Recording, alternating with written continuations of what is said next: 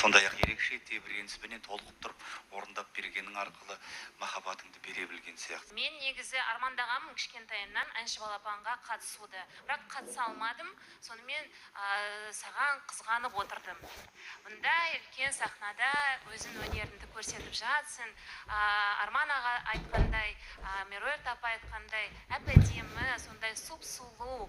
Сен осы туған жер атты әнді айтып жатқанда, мен негізі өзім шетелде жүргенде үйімді сағынған сезім есіме келді.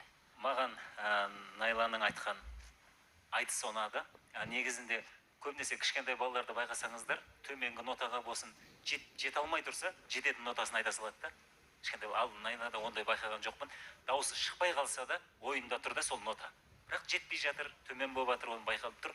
Бірақ білімділігін көрсетті сол. Айналайын-ау, біздер 8 жас тұрмақ, 48-ге келіп айта алмай жүрміз бұндай ноталарды. Жарайсың.